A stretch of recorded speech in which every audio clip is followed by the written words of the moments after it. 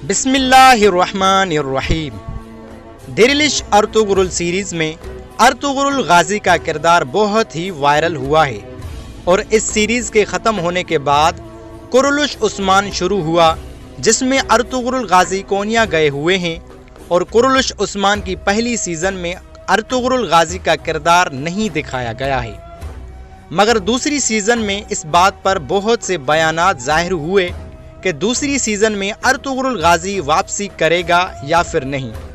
ये कहीं भी बताया नहीं गया था कि अर्तुगरुल गाजी का किरदार कौन अदा करेगा, मगर अब ये वाज़ेह हो चुका है कि इस सीज़न में अर्तुगरुल गाजी का किरदार कौन अदा करेगा।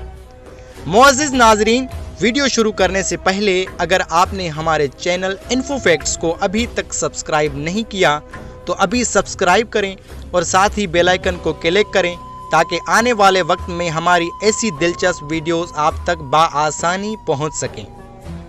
मुअज़्ज़िज़ नाज़रीन, अर्तुगरुल गाजी के फैंस के लिए दो खबरें हैं, एक बुरी और एक अच्छी।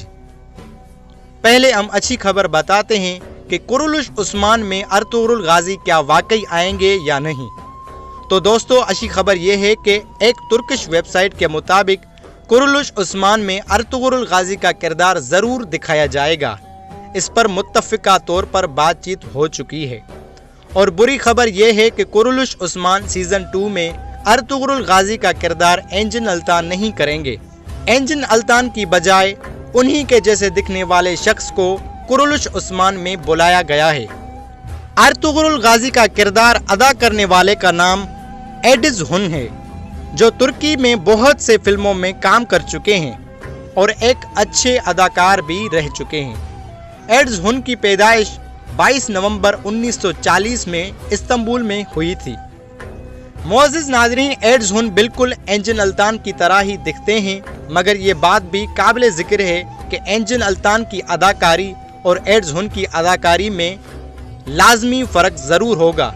लिहाजा ये बात अर्तुगरुल गाजी के अदाकार एंजिन अल्तान के फैंस के लिए बहुत ही बुरी खबर है कि उनकी बजाय कोई और अर्तुगरुल गाजी का किरदार अदा करेगा। मुअज़्ज़िज़ नाज़रीन, तो ये थी एक नई खबर अर्तुगरुल गाजी के हवाले से।